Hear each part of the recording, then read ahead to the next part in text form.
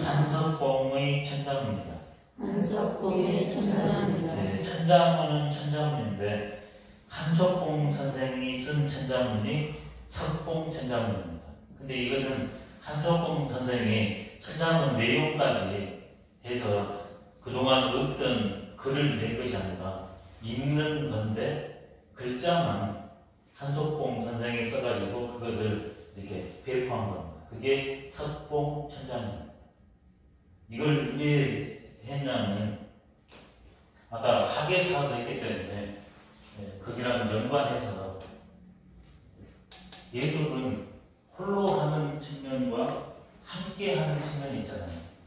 전문성과 대중성이 있지 않습니까? 그 문제를 한번 논하기 위해서 석봉 천자문을 선택했습니다.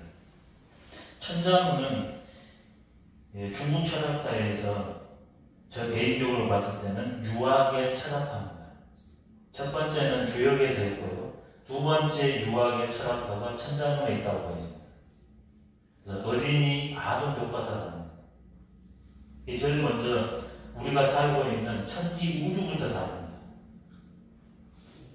그 다음에는 중국 저자이기 때문에 중국의 산과 강과 특산물이 뭔가, 그 다음에는 우리는 관계 속에 사니까 그것을 이끌어가는 게 예전에는 왕조국가였고 리더였잖아요. 그래서 왕조국가와 리더를 어떻게 구성하고 어떻게 이끌어가야 되는가, 그 안으로 들어가면 가족 생활을 어떻게 해야 되는가, 마지막에는 은퇴 이후를 어떻게 해야 되는가, 이런 식으로 딱 천과 임에 대해서 설명된 게 천자문입니다. 정말 귀한 책입니다. 그만큼 어려워요. 근데 내용은 정말 좋습니다. 근데 이 천자문을 가지고 백성들을, 학동들을 납글자로 익히고 이런 정신으로 탈바꿈시키기 위해 가지고 하기 위해서는 교육을 해야 됩니다. 근데 교육을 하려면 뭐가 필요한가? 누구나 손쉽게 할 수 있도록 하기 위해서는 교재가 선결 조건입니다. 말로만 들어서는 한계가 있습니다. 근데 교재가 있냐 그러면 지속적으로 올바른 방법으로 전달되고 유지가 될 수 있습니다. 그때 선조대왕이 내린 용단이 뭔가? 천자문을 전국적으로 보고하는 겁니다. 그때 글자꼴도 굉장히 중요합니다. 명필의 글씨를 늘 본 사람하고 악필의 글씨를 본 사람하고 하루, 이틀, 10년 되면 달라집니다. 왜? 우리는 모든 게 주고받고 되어 있기 때문에. 선조가 명필입니다. 선조 따님이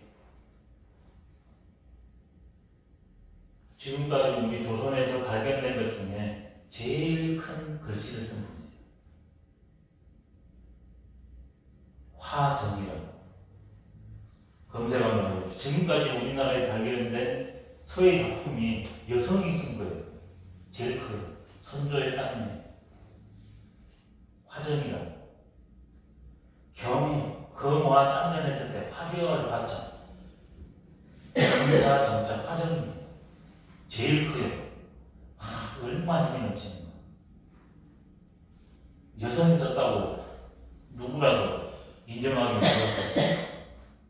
근데 모든 것은 거기에 정신이 배기이기 때문에, 그 사람의 기분이 들어가기 때문에, 심신의 상태가 들어가기 때문에 제가 그때 보고 깜짝 놀랐습니다.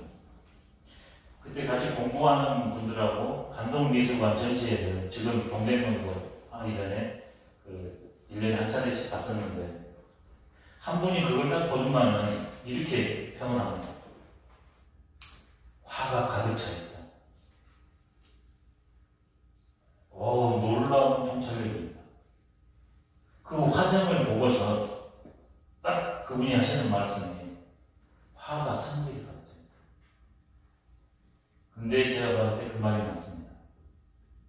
왜 그러냐 그러면 광해군에 의해서 그 어머니랑 같이 10년간 유폐됩니다. 10년. 그때 유일하게 할 게 뭐였겠습니까? 나가도 못하는데 서해로 심신을 스트레스를 풀었을 겁니다. 그러니까 거기에 그런 기상이 들어가는 거죠. 깜짝 놀랐습니다.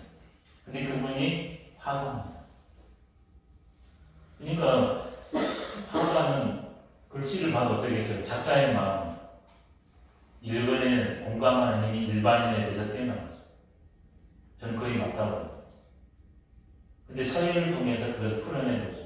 그러지 않았으면 그 기강한 사람은 아마 책불에 넘어가 버렸을 겁니다.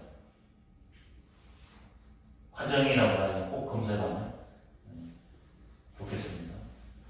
근데 그 화정 글자 꼴이 석봉천자문입니다. 아까 전에 경제선사님 말씀드린 것처럼 석봉천자문이 뭐냐 그러면 중국 1세기 글꼴에서 우리나라 글꼴로 바뀝니다. 그게 완성이 원교 이광사입니다. 그래서 그것을 동북진체라고 그럽니다. 우리나라의 진짜 글꼴.